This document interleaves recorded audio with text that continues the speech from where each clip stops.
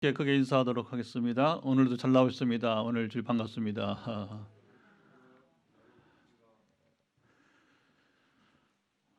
오늘 감격스러운 주일 아침입니다.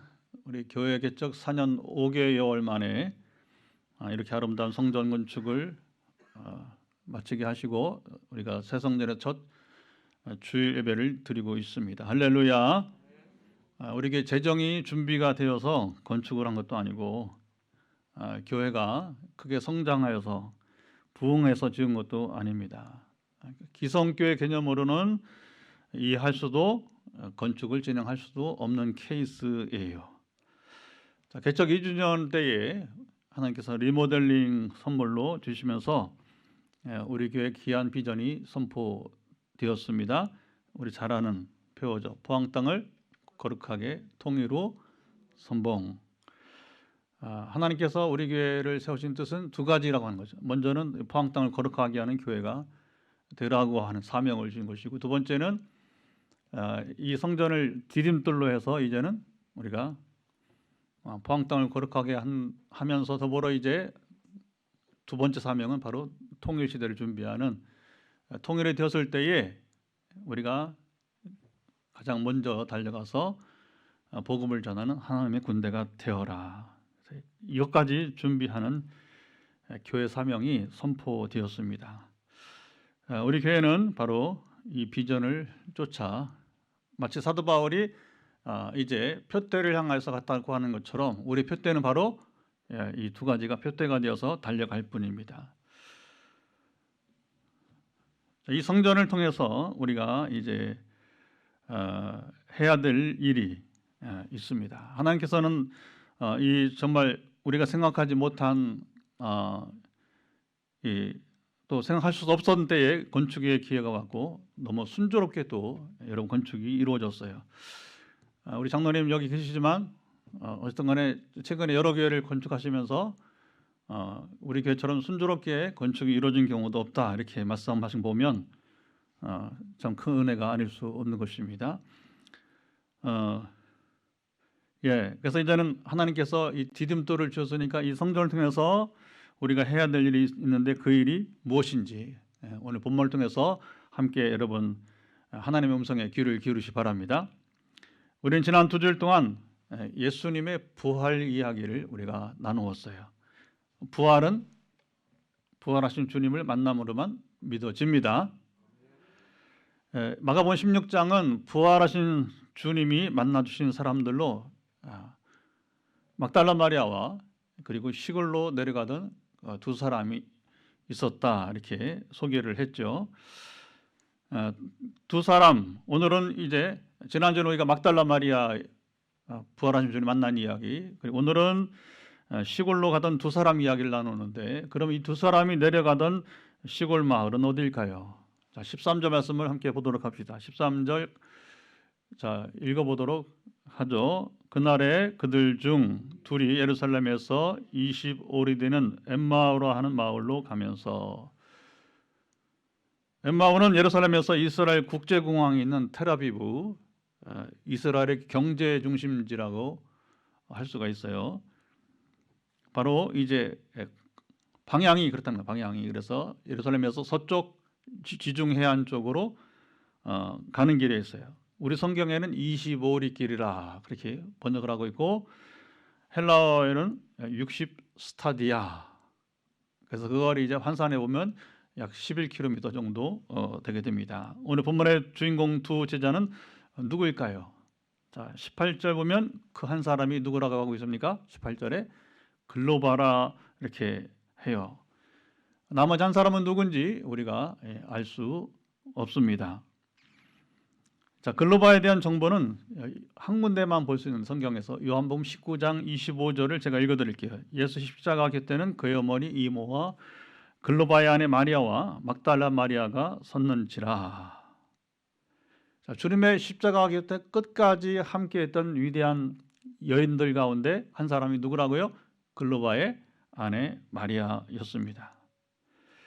그리고 글로바는 12제자 가운데는 아니고 확대된 제자, 70인 제자 가운데 한 명으로 우리가 추정해 볼 수 있습니다. 자, 두 부부가 이렇게 충성스러운 주님의 제자들이 되었습니다. 자, 이런 점에서 나머지 한 제자가 누구냐 했을 때에 조심스럽게 글로바의 아내 마리아로 보기도 합니다. 물론 확정적인 건 아니에요. 성경이 침묵하는 걸 우리가 여러분 확정적으로 말할 수는 없잖아요, 그렇죠? 그러나 부부니까 부부가 함께 이 길을 가고 있는 것이 아닌가. 자, 이렇게 충성스러웠던 제자가 주님이 부활하신 날 왜 예루살렘을 떠나서 지금 엠마오로 여러분 가고 있습니까? 14절 말씀 짧은데 읽어봅시다. 14절 읽어봅니다. 이 모든 된 일을 서로 이야기하더라. 자, 두 제자가 서로 이야기한 이 모든 일은 바로 예수님이 하신 일이에요. 주님의 공생애와 특별히 죽음, 최근이란 십자가 죽음 이야기입니다. 두 제자가 예루살렘을 떠나 고향 엠마오로 내려간 것은 왜? 주님이 죽으셨기 때문에. 그들은 인생을 걸고 그야말로 주님을 여러분 쫓았습니다. 영화 부활의 주인공 클라비우스, 우리 지난주 소개했던 클라비우스의 명대사와 같이 이것이 진실인가? 인생을 걸 만한 것인가?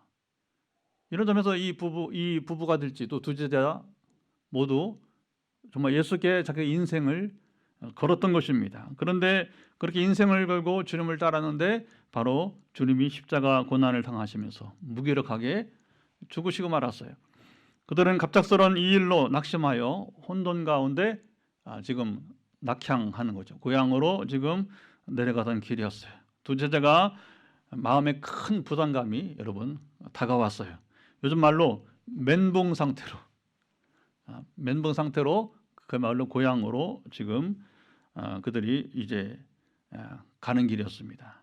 그때 놀랍게도 부활하신 주님이 그들에게 나타나시게 되는데, 자 15절 말씀, 자 눈을 들어서 우리가 한번 보도록 합시다. 15절, 그들이 서로 이야기하며 문의할 때에 예수께서 가까이 이르러 그들과 동행하시나.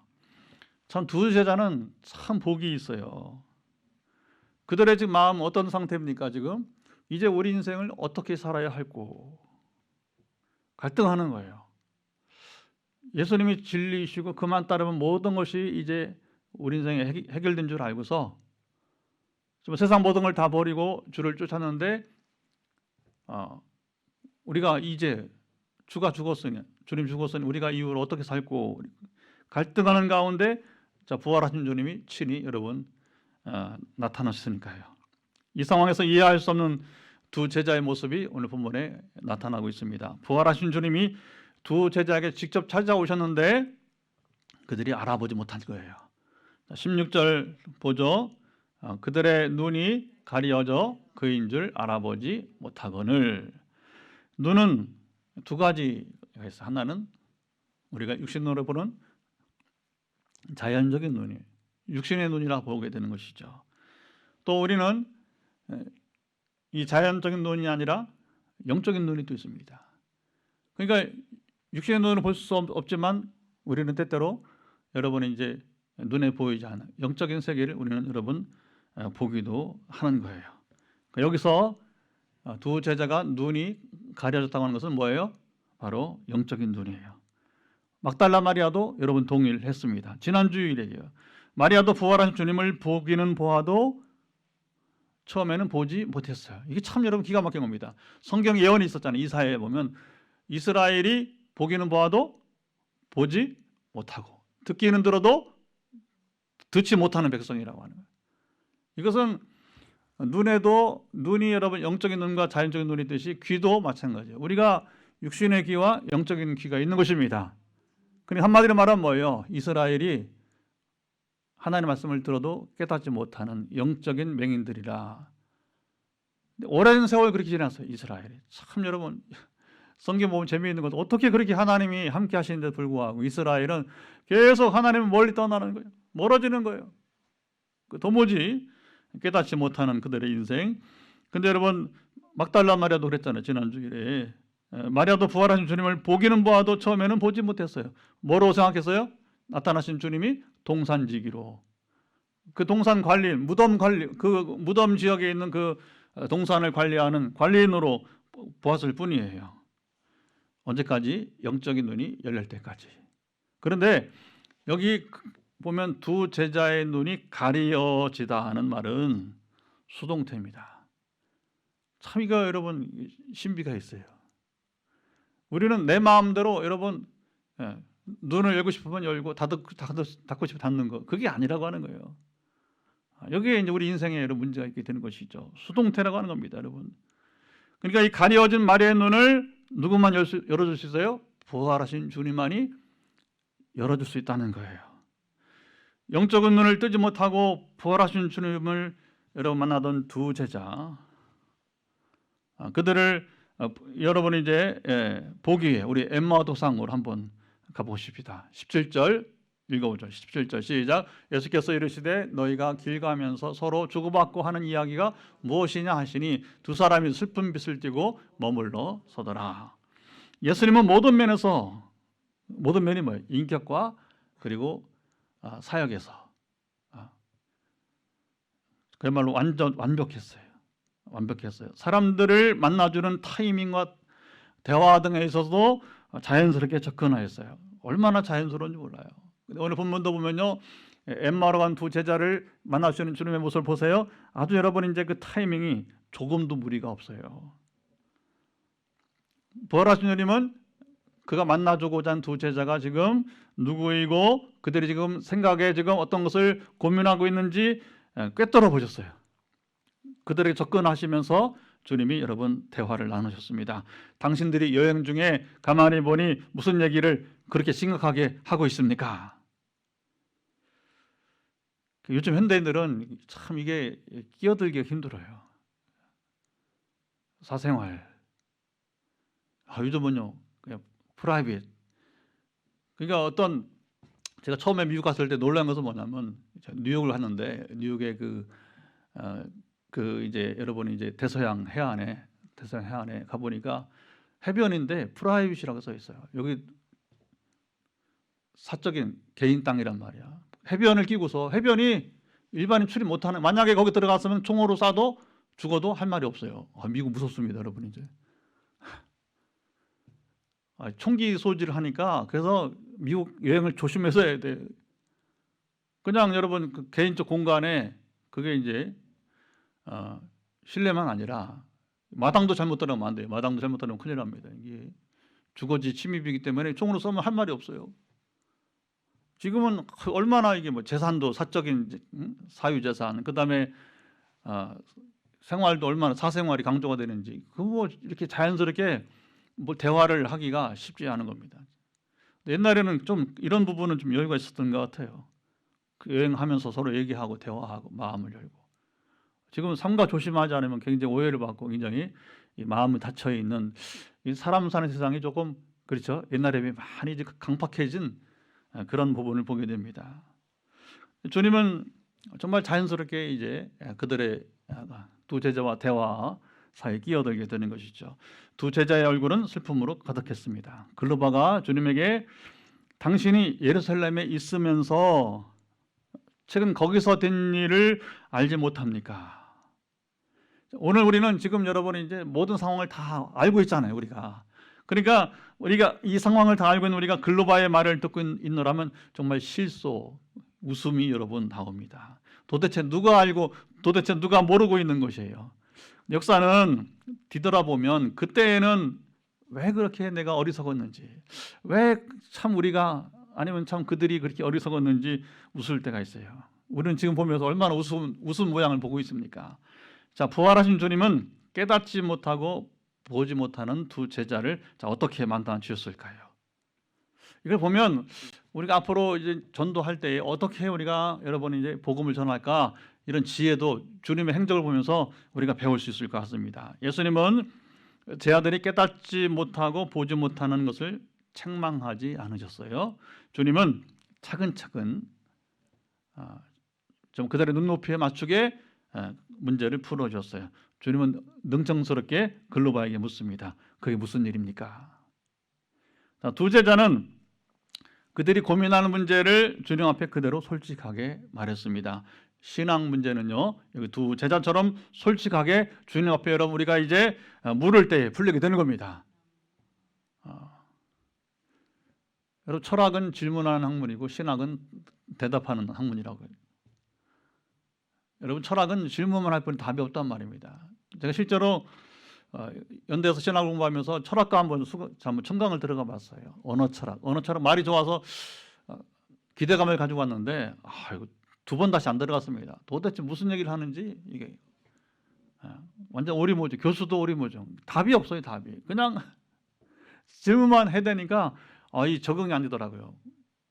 왜냐면 우리 신학은 이제 공부하면 그렇다고 뭐 문학도 아니고 문학은 재미라도 있잖아요. 근데 철학까지 들어가 보니까 과연 교수는 알고 말하는지 이게 여러분 우리 신앙생활에 정말로 행복이 무엇입니까? 우리는 질문을 하면 답을 얻습니다.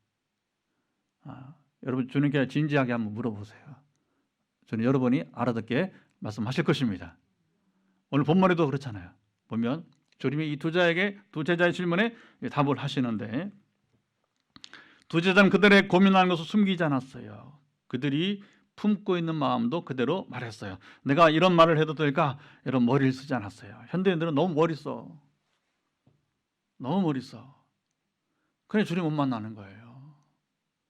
여러분 우리가 정말 여러분 이걸 잘 생각해 보셔야 돼요. 머리 쓰지 마세요. 때로는 우리가 주님 앞에는 단무지가 될 필요가 있어. 단무지가 될 필요가 있어. 아시죠? 단무지 단순 뒤에 안 할게요. 여러분 복잡하면 안 돼요. 소세지 되지 마세요. 소세지 되지 마세요. 이런 사람들 신앙생활하기 힘들어. 그러니까 오늘 이걸 보면서 여러분 성격이 복잡하고 뭐 이렇게 여러분 이제 뭐 체면 차리고 그러면 좀 신앙 발전하기가 기대하기 어려울 거예요. 자 19절로 21절 같이 또 읽어봅시다. 19절부터 21절 이르시되 무슨 일이 있냐 이르되 나사렛 예수의 일이니 그는 하나님과 모든 백성 앞에서 말과 일에 능하신 선지자이거늘 우리 대장들과 관리들이 사형 판결에 넘겨주어 십자가에 못 박았느니라. 우리는 이 사람이 그 이스라엘을 속량할 자라고 바랐노라. 이뿐 아니라 이 일이 일어난 지가 사흘째요. 자 부활하신 예수님 앞에 제 아들이 나사렛 예수에 대해서 이야기하는 진기한 풍경이 여러분 이제 연출되었습니다. 주인공이 앞에 계시잖아요. 근데 영적인 눈이 가리다 보니까 주인공 앞에서 그분에 대한 얘기를 하고 있는 거예요. 좀 진기한 풍경입니다. 성경 재미있어요. 이런 부분들 보면 두 제자는 그들이 본 예수님이 누구였는지 그대로 밝힙니다. 두 제자는 예수님이 말씀과 사역에 탁월한 선지자였다고. 아까 이미 제가 소개했잖아요. 예수님은 모든 면에서 이제 완벽한 분이다. 특별히 말씀과 사역에 탁월한 선지자였다고. 그러니까 요건 바로 한 거예요. 요건 바로 한 거. 그런데 유대 종교인들과 정치인들이 협동하여 사형 선고를 내리고 십자가에 못 박았습니다. 우리는 예수께서 이스라엘을 로마로부터 구원할 것을 기대했는데 그렇지 못했다. 3가지를 지금 언급합니다. 자, 두 제자가 말한 3가지를 보면 그들은 진리에서 좀 멀어진 것을 볼 수 있습니다. 그래서 여러분 우리가 이제 방랑하는 거예요. 진리에서 우리가 가까이 있으면 진리 안에 있으면 인생 방랑할 거 없어요. 근데 항상 과제는 뭐냐면 이제 우리가 진리에서 멀어져 있다고 하는 거죠. 그러니까 인생 문제 풀어지지 않는 거예요. 좀 힘겹게 되는 것이죠. 주님은 선지자였지만 물론 주님은 선지자뿐만 아니라 왕이시고 그는 제사장이셨습니다. 그러나 그는 선지자 이상의 분이셨어요. 바로 메시아, 그리스도 같은 말입니다. 우리의 구원자가 되십니다. 자, 거기까지는 그들이 알지 못하고 예수님을 스승으로 모시고 그동안 3년 동안 주의 제자가 되었다고 그들은 고백한 거예요. 위대하신 주님을 매우 축소해서 바로 뭐냐면 이게 문제죠. 이 두 제자의 문제는 뭐냐? 예수님이 누구신가를 정확히 알지 못하고 축소했다고 하는 겁니다. 예수님은 여러분 온 인류를 구속할 뿐 아니라 자, 이스라엘을 정치적으로 해방시킬 뿐. 그러니까 이게 문제라는 거죠. 두 제자는 바로 온 인류를 구속할 뿐으로 보지 않고 어떻게 봤다? 이스라엘 정치적으로 해방시킬 뿐으로만 축소했다고 하는 것입니다. 자, 오늘 여러분에게 예수님은 어떤 분이십니까? 위대하신 주님을 오늘 본문의 두 제자처럼 축소하고 있지는 여러분 않습니까? 이때 뭐냐, 우리가 진리에서 멀어지게 되는 거예요. 우리가 정말 인생을 성공하려면 어떻게 시작이 뭐냐? 바로 진리 안에 거하시기 바랍니다. 예수가 누구신지 정확히 아시기를 바랍니다. 두 제자는 지금 고민하고 풀지 못하는 문제를 직접적으로 부활하신 주님 앞에서 지금 이야기를 하고 있어요. 자, 22절, 24절을 또 읽어보죠. 22, 23, 24절. 또한 우리 중에 어떤 여자들이 우리를 놀라게 하였으니 이는 그들이 새벽에 무덤에 갔다가 그의 시체는 보지 못하고 와서 그가 살아나셨다 하는 천사들의 나타남을 보았다 함이라. 또 우리와 함께한 자 중에 두어 사람이 무덤에 가 과연 여자들이 말한 바 같음을 보았으니 예수는 보지 못하였느니라 하거늘. 21절에 이 일이 일어난 지 며칠 됐다고 했어요? 사흘째라고 합니다. 자, 이 일은 예수님이 죽으시고 살아나신 바로 부활 이야기예요. 우리가 지난 두 주간 나눴던 것처럼 빈 무덤과 여인들이 천사를 만난 이야기예요. 두 제자는 아직 막달라 마리아가 부활한 주님을 만난 것을 알지 못했던 것 같아요. 그 얘기는 없잖아요, 그렇죠? 그냥 빈 무덤 이야기, 천사들의 이야기만 들었기 때문에 아직 실제로 제자 중에 누군가가 부활하신 주님을 만났다는 아직 얘기는 듣지 못한 상황이었던 것입니다. 자, 부활 후 사흘이 지나며 막달라 마리아에 의해서 두 제자가 부활하신 주님을 여러분 만났어요. 자, 부활하신 주님이 두 제자의 솔직한 말을 들으시면서 자, 이제 문제를 풀어 주셨습니다. 두 제자가 복음이 무엇인지 이제 알게 하셨습니다. 이번에 25, 26, 27절 또 읽습니다. 이르시되 미련하고 선지자들이 말한 모든 것을 마음에 더듬이는 자들이여 그리스도가 이런 고난을 받고 자기 영광에 들어가야 할 것이 아니냐 하시고 이에 모세와 모든 선지자의 글로 시작하여 모든 성경에 쓴 바 자기에 관한 것을 자세히 설명하시니라. 자, 두 제자는 성경의 원저자와 만나며 성경 해석을 직접 들었어요. 여러분, 이게 저자 직강이라는 게 저자 직강. 최고의 강의는 바로 저자가 직접 강의하는 게 여러분 제일 좋은 겁니다. 이런 경우는 참 쉽지 않아요. 쉽지 않아요. 근데 이 두 제자는 지금 성경의 원저자. 성경은 구약 성경만 1000년 이상 걸려서 기록돼요. 구약 성경만 1000년 이상. 모세가 언제 사람에 따라서 1000년이 아니라 1500년까지 갈 수 있어요. 어떤 사람이 여러분 1000년 동안 성경을 기록합니까? 어떤 사람이 1500년 동안 성경을 기록할 수 있습니까? 예수님은 하나님이시기 때문에. 근데 그 원저자와 지금 원저 직강을 통해서 뭐냐면 지금 여러분 이 두 제자가 성경을 지금 여러분 이제 해석을 듣고 있는 거예요. 두 제자가 부활하신 주님을 보고도 알지 못한 것은 성경을 읽기는 했지만 이게 중요합니다. 성경 읽기는 했지만 또는 설교를 듣기는 했지만 그 말씀이 의미하는 바가 무엇인지 모른 영적인 맹인이었다는 거예요. 자, 부활하신 예수님은 두 제자에게 자기에 대해 예언한 모든 구약 성경의 말씀을 자세히 설명해 주셨습니다. 오늘 보면 나오지 않아요. 그럼 우리도 잘 알잖아요. 그게 뭔지, 그렇죠? 창세기 3장 15절부터 시작해서 여자의 후손 이야기부터, 그렇죠? 모세가 말한 그 선지자, 하여튼 그 다음에 이제 가장 많은 예언은 이사야가 예언을 하고 마지막 말라기까지. 구약성의 첫 번째 책인 그 창세기부터 말라기 4장까지 떠오르는 해가 이제 어쨌든 간에 그리고 이제 엘리야가 세례 요한이 와서 주님의 길을 예배가 될 것이다까지 그리고 그의 죽으심과 부활까지 시편에 보면 여러분 그의 죽으심과 부활까지도 이제 예언이 되었고요. 그런 것을 하나하나 주님이 저자 직강으로 풀어주시게 된 것입니다. 여러분 진리는 항상 성경으로 풀어야 됩니다. 아까도 말했지만 모르는 건 모르는 거예요. 모르는 걸 여러분 안다고 말하면 곤란하잖아요. 그죠? 거짓말장입니다. 거짓말장이. 속지 마세요. 성경을 침묵하는 거 우리 성경을 더하지도 말고 빼지도 말아야 할 것입니다. 있는데 몰라. 그건 무식한 것이고 여러분 없는데 아는 척하는 것은 뭐냐면 이건 교만이에요. 사탄이 잘하는 짓이에요. 우리가 이번 주에 창세기 3장 나누겠지만 사탄이 속이잖아요. 말씀을 가지고 더하고 빼고 지 멋대로 하잖아요. 그건 수요일 날 또 나눠보기로 하겠습니다. 자, 그들이 말씀을 깨닫고 주님을 알아볼 무렵에 주님이 그들에서 떠나시고자 하셨어요. 떠나실 타이밍이 된 겁니다. 여러분, 주님은 오실 때가 있고 떠날 때가 있어요. 왜? 인격이시기 때문에. 그래서 우리 상호 여러분 소통이 계속 일어나야 되는 거예요. 여러분 그렇잖아요. 교제라는 것은 뭐예요? 부부 사이도 상호 소통이 계속 일어나야지.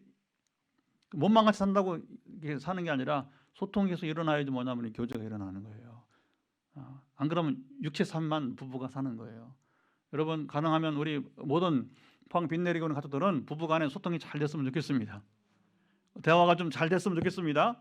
그래야 삶이 풍성해져. 그리고 가능하면 부모 자녀 사이에서도 대화가 좀 이렇게 왕성히 일어났으면 좋겠습니다. 제 아들은 주님이 누구인지 아직은 모르지만 주님을 떠나도록 하지 않았어요. 이게 중요합니다. 굉장히 적극적으로 주님께서 자신들과 함께 하시기를 청했습니다. 28절 더 가려는 것 같이, 자, 더 가려는 것 같이 프로스포이에요. 발음이 좀 어려운데 이 신약성경 여러분 헬라어의 의미는 뭐냐? 바로 제 아들이 주님을 붙잡지 않으면 주님은 그냥 지나가셨다고 하는 거예요. 자, 두 제자에게 아슬아슬한 여러분 상황이었습니다. 주님은 예나 지금이나 억지로 우리 마음에 들어오시지 않습니다. 자, 우리가 붙들지 않으면 억지로 들어오시지 않아요. 자, 누가복음 19장 보면 여러분 삭개오처럼 기다리고 맞이해야 할 때에 주님이 우리가 임하십니다. 이게 중요한 거예요. 안 그러면 타이밍 놓치면요 그 다음 기회로. 그래서 교회가 예배를 자주 드리는 것은 참 의미가 있어요. 왜냐하면 기회를 주는 거니까. 기회를 놓치지 마세요. 기회를 붙드세요. 두 제자에게 순간의 선택이 영혼을 좌우할 수 있는 순간이었어요. 날이 저물어가니 우리 같은 호텔에 머물며 교제를 하자고 제안한 겁니다. 주님은요 완전한 인격이시기에 그들의 요청을 뿌리치지 않아요. 오늘 우리가 여러분 주님께 구할 때 오늘도 동일하신 분이세요. 주님은 그들과 저녁 식사 자리에 함께 하셨습니다. 자, 떡을 들어 축사하시고, 우리 번역이 떡이지 빵이죠. 빵을 들어 축사하시고 그들에게 나눠줬어요. 31절 읽어봅시다. 31절 같이 읽습니다. 그들의 눈이 밝아져 그인 줄 알아보더니 예수는 그들에게 보이지 아니하시는지라. 자, 부활하신 주님이 두 제자에게 말씀을 풀어주시고 떡을 나눠 주실 때에 두 제자의 눈이 열리게 되었어요. 여기 이거 신학적으로 말하면 뭐라고 하냐면 말씀과 성례의 효력이라고 그래요. 교회는요 이게 나타나야 돼요. 말씀과 성례 두 가지가 같이 효력이 나타나는 게 되길 바랍니다. 굉장히 중요한 거예요. 말씀도 중요하지만 성례도 중요한 겁니다. 여러분 성도의 교제도 중요한 것입니다. 근데 그냥 하나님 없는 성도 교제는 그냥 이게 개중 모임이 되는 것이고 개 모임이 되는 것이고 조심해야 돼. 교회에서는 개 모임 하면 안 돼요. 그래서 개중 하면 안 돼요. 우리가 새로운 교회 운동이니까 절대 우리 교회에서는 개 모임 하지 말기 바랍니다. 전에 교회도 많이 힘들었어요.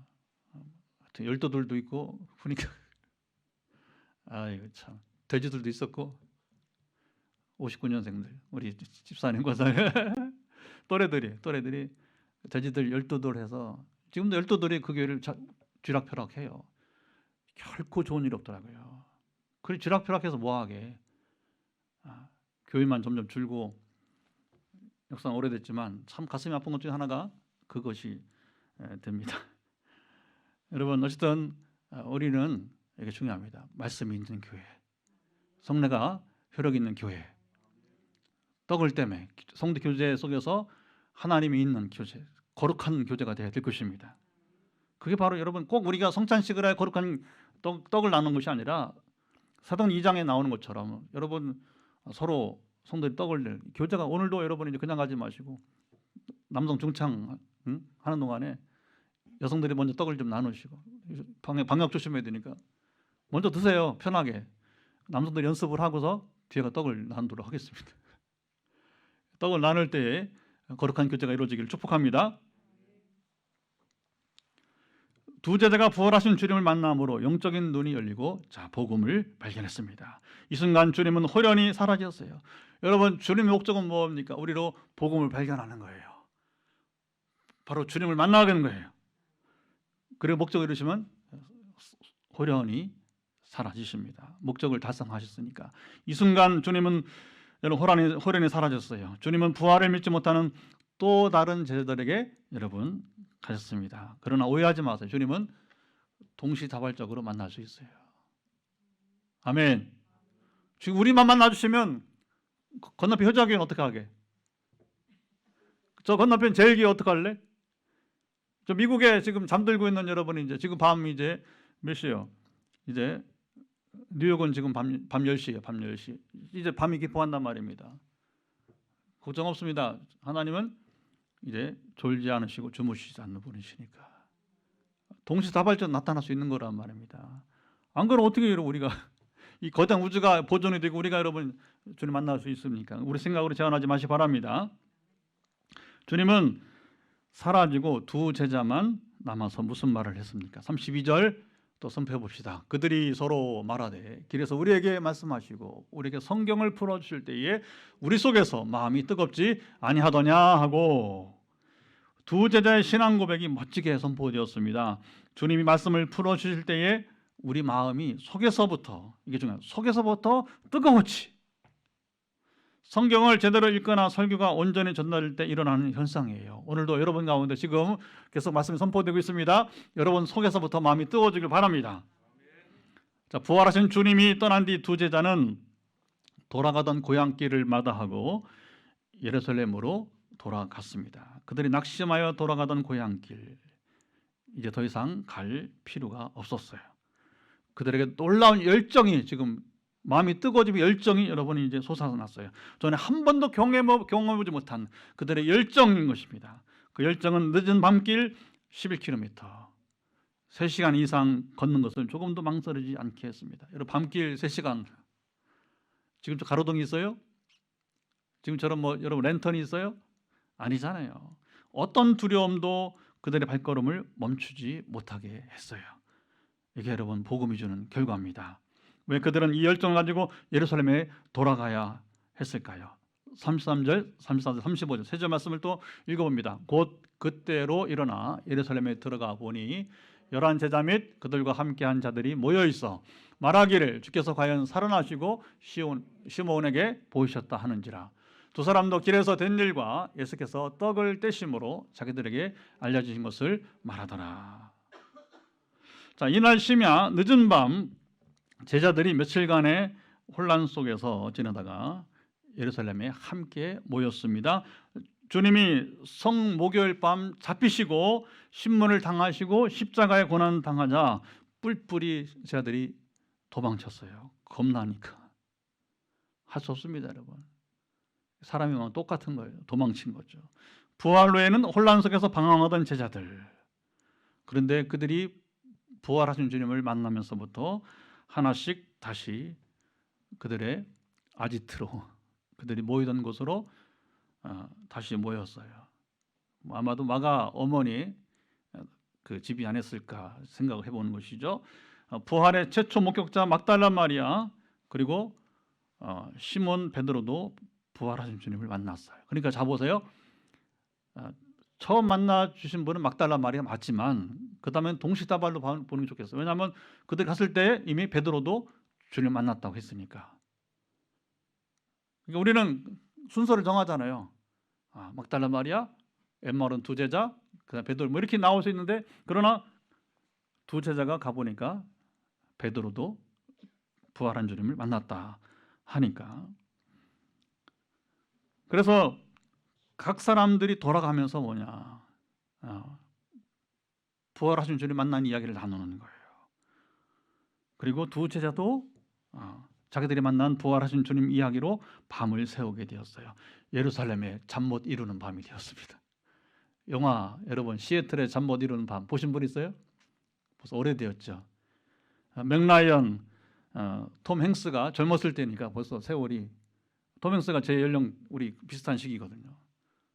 그러니까 청년기 벌써 한 30년 됐나, 벌써 이제 꽤 오래된 이제 영화가 되었는데, 시애틀의 잠 못 이루는 밤이 아니라 정말 2000년 전에 여러분 예루살렘의 잠 못 이루는 밤이 되었어요. 주님의 제자들이 이렇게 기뻐하고 즐거워한 것은 평생 처음이었답니다. 제자들의 기쁨이 방 안을 가득 채워서 정말 터질 것 같았어요. 어느 대중가수가 부른 노래처럼 터질 거예요 내 가슴은. 김육산이 불러야 되겠네. 전에 검색을 해봤어요. 내가 전에 말했잖아요. 당신을 사랑한다고. 당신은 모르실 거예요. 얼마나 내가 당신을 사랑하는 줄. 그러면서 이제 그 대사가 참 좋아요. 터질 거예요 내 가슴은. 당신이 내 곁을 떠나면 나는 그대 못 잊어 하며 날마다 생각날 거야. 여러분 세상 연애 감정도 이러한데 부활하신 주님과 만남으로 회복된 주님과 제자들의 사랑의 감정은 여러분 이보다 훨씬 큰 것이었던 것입니다. 이것이 교회의 모습이에요. 본질이에요. 교회는 어떤 곳이어야 된다? 바로 주님을 만나는 곳이에요. 만났을 때의 기쁨이 얼마나 큰지 여러분, 그동안 살아오면서 정말 여기에 쌓였던 모든 여러분 한이 사라지는 거예요. 뻥 뚫리는 겁니다. 세상 노래는 그냥 그렇게 감정만 노래하지만, 그러나 우리는 감정 노래만 아니라 실제로 우리 인생 문제가 풀어지게 되는 거예요. 새성전에서 첫 주일 예배를 드리며 우리가 부활하신 주님을 만납시다. 오늘 본문의 두 제자처럼 우리도 말씀을 풀어가는 예배 시간마다 우리 영적인 눈이 주께서 열어주시기를 바랍니다. 주님께서 우리 눈을 열어주시길 바라는 것입니다. 새성전 이곳에 찾아와 예배하는 모든 이들의 영적인 눈이 열릴 수 있기를 기대하고 소망합니다. 그래서 방빛내리교회에 가면 영적인 눈이 열리더라는 소문이 여러분 지역에 여러분 이제 소문이 나가도록 기도합시다.